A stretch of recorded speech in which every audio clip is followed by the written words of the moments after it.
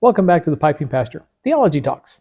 Today we'll be answering a question proposed by our brother out there in the UK, Trucking Piper Bob, about consciousness and subconsciousness.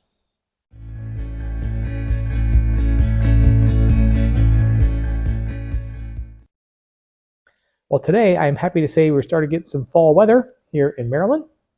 So it was a low 60s, a bit of drizzly rain. So I got to get back in layers again. So I love fall, the colors, the food, and the ability that I can have to start wearing sport coats on top of my waistcoats. That's an aspect of trad style, that the layering, the pocket square, the coat, the waistcoat, the shirt, the cravat, whatever style it is. Today it's an ascot, and all these different colors and textures that you can mix and match. And fall lends itself to that very, very well.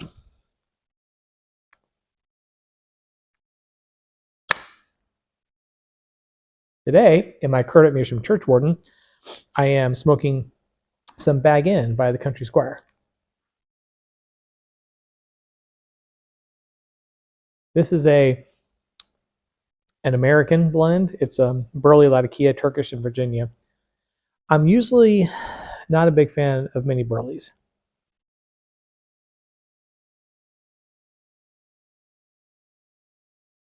Unless they're blended in properly.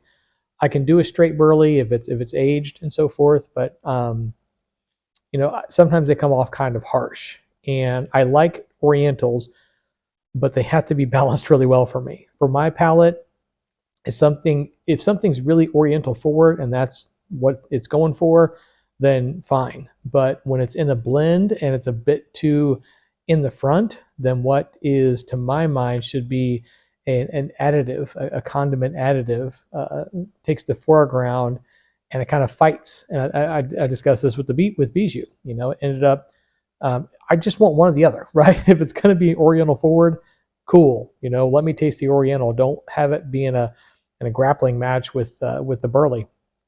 But this blend is wonderful in that everything's balanced very, very well.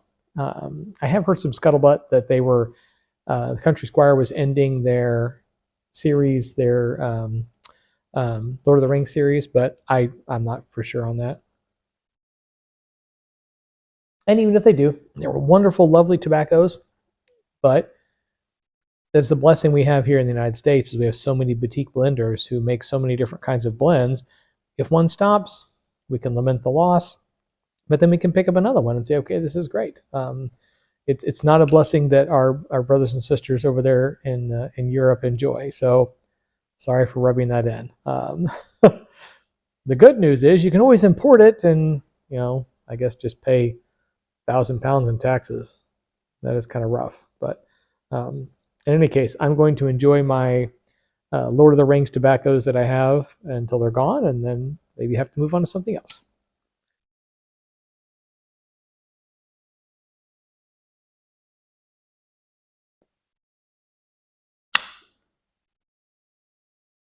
I've decided that I'm going to keep my English blend, the house blend from Sager and Snuff, back for International Pipe Smoking Day.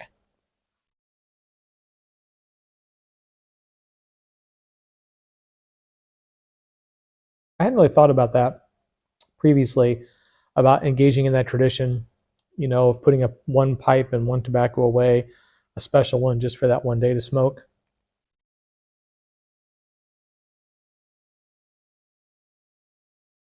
But as I was going through my rotation today, and I saw that one, I had the one jar of the Sager and Snuff English blend. I was like, it's only like 2 ounces in there, and I'm not going to go back and get that anytime soon. It'll be at least a couple more years before I go back to the UK. Thought that would be a good one to keep back for a special occasion, like International Pipe Smoking Day. So that one is back and will not make another appearance until that day. So I'm not going to keep a special pipe back for that, though.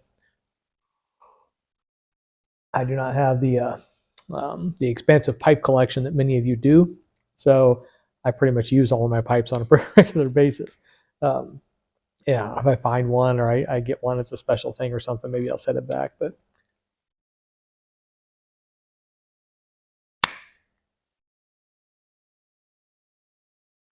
well, consciousness and subconsciousness.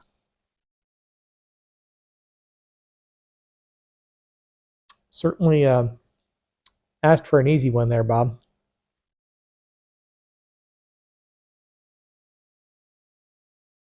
Well, not going to be able to get all this in one video. I'll start out with that right away. It's going to take at least 2, maybe more. Because it's a complex and difficult question. And I need to preface this by saying that I am not a psychiatrist, I'm not a psychologist, I'm not a neuroscientist, I'm a pastor and a theologian. So I do deal with a lot of counseling in my work. In point of fact, that's most of what I do.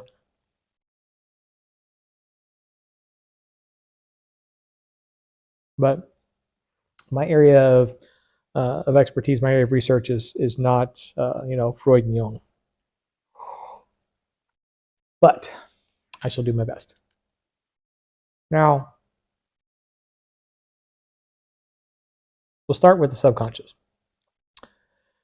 To begin with, subconscious isn't really a word that's employed.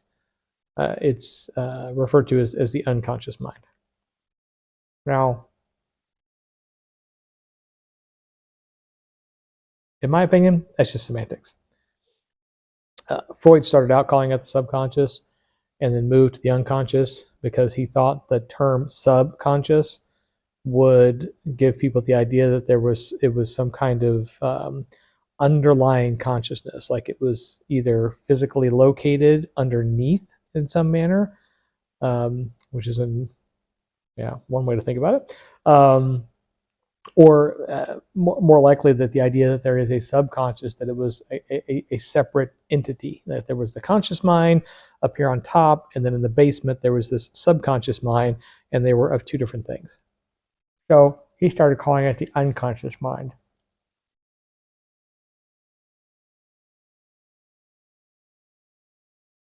But again, semantics. But for the purposes of being as academically accurate as I possibly can, I'll refer to it as the unconscious mind. But unconscious, subconscious, we all know what we're talking about. So, and we'll start there.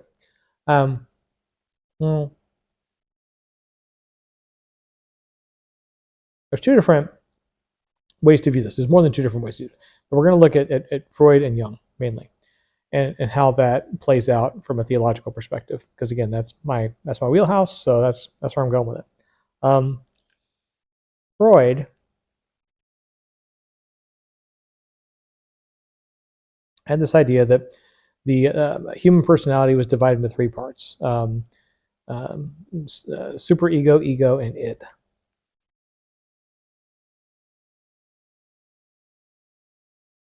And that every person had these 3 things going on. So the id is like your instinctiveness. It's your gut reactions to things. It's the part of your brain that desires pleasure and hates pain. So basically, like the hedonistic part of our personalities, the selfish gene, if that's what you want to refer to it as.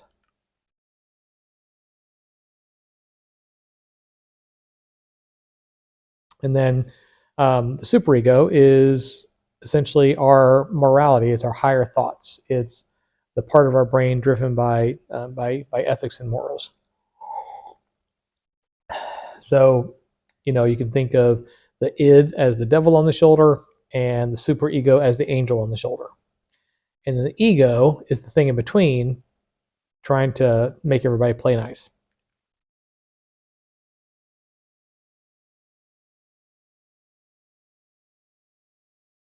So the ego would be like, I'm hungry, I want to steal that bread. That's the id popping up, saying, take what you want. The superego is saying, no, that's morally and ethically wrong to steal. The ego rationalizing between the 2, saying, okay, I'm starving, I can't steal, let me borrow some money or go get a job, and then I'll get the bread. That's a rough example.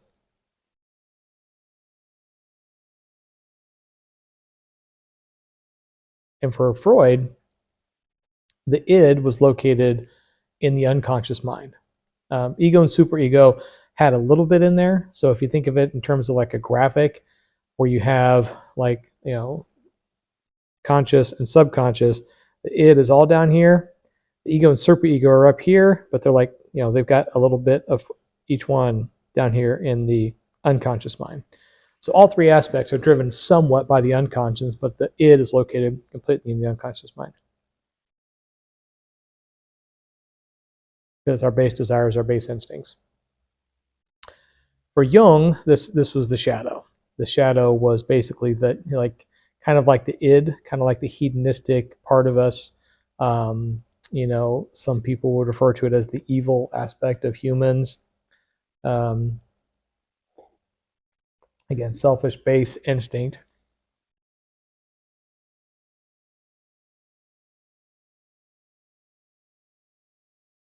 Which again largely exists in the unconscious mind. The unconscious mind is driven by, as I said, instinct. So our instinctive desire to survive, our instinctive desire to engage in pleasure and avoid pain. Those animalistic kind of instincts. The lizard brain is kind of the unconscious mind, the id, the shadow. And then the conscious mind is above that. And we'll get into the conscious mind, another one, and what consciousness is. And that is probably going to take a couple of videos. Consciousness that's a lot more to deal with, because it kind of incorporates where the unconscious mind comes from as well. And we'll get into that whole thing. And there might be a wee bit of neuroscience in there, because I think that interplay between physical and non-physical is important. Fun with neuroscience, but that's another video. So now, from a theological perspective, we can look at the id, the shadow, whatever, the unconscious mind, and from an Augustinian view, we would view that as the fleshly nature, the sinful nature of humans, and how they are born in sin, and so on and so forth. It's the corrupted nature of humanity. That's why you have these base instincts and so on and so forth. And then they're driven by that. But you also have the Pelagian view, which is that humans are not born sinfully, but then they grow and learn it in their sinfulness and commit sins. But then, ultimately we are good because God created us as good. So even there's kind of like a theological back and forth, about where we're looking at in the unconscious mind. But in both cases, both the theological, both those views, and the psychological, both those views, the unconscious mind is driven by things that are not consciously thought of, right? So you slap me, I get angry. I don't think about the fact that, that hand connected with my face, so now I am going to choose to be angry, right? It's an instinctive kind of reaction. But those instinctive reactions happen to us in a myriad of different circumstances for a myriad of different reasons in a myriad of different scenarios. And some of them are based in instinct, some of them are based in survival instinct, and so on and so forth. Some of them could be based in our sinful nature, if you look at it from the Augustinian view of Christianity. And then some are based in the nurture aspect of how we've grown up as children, right? When you're a child, you learn lessons, either from your parents teaching you or from your parents modeling it. And that's the environment that you grow up in, and that kind of forms you as a human being. So you may have an inherent fear of dogs. You've never owned a dog. You've never been attacked by a dog. But your father was when he was a kid. So because he was attacked by a dog when he was a kid, he had an inherent, almost instinctive fear of dogs. You growing up with that, seeing his reaction to being near a dog or seeing or hearing him talk about dogs instills that fear in you. So even though you didn't have the experience yourself, you are instructed in the idea that dogs are dangerous. So your unconscious reaction may be you're walking down a street and someone's walking towards you with a dog, you cross the street. You don't even really think about it. You're just like, oh, I'm just going to go over there now. Or you may unconsciously start to tense up. And someone can say, why are you tensing up? You're like, oh, I don't know. Oh, because there's a dog 20 feet away, or you heard a bark. So that's the kind of unconscious reactions that happen based on instinct, based on nurture, and so on and so forth. And in many cases, they're survival instincts. Now, these can also be, I hate to use the word triggered because that word has been way, way overused. But in terms of counseling, that is something that we deal with, especially when it comes to veterans or people who have undergone trauma. They experience trauma and they associate certain things with that trauma so that when they come in contact with those things, those triggers, their brain takes them back to that time of trauma and they start having an instinctive reaction, even though they may be safe.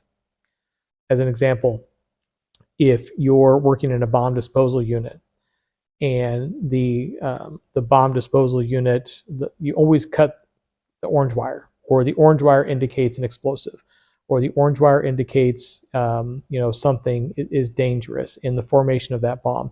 Well, then you start to associate danger with the color orange, so that when you see orange, it freaks you out. You're not really sure why. It's just when you see orange, you get anxious, you get angry, you get keyed up. A kid can be coloring with an orange crayon and just out of nowhere you get mad. You're like, why am I mad?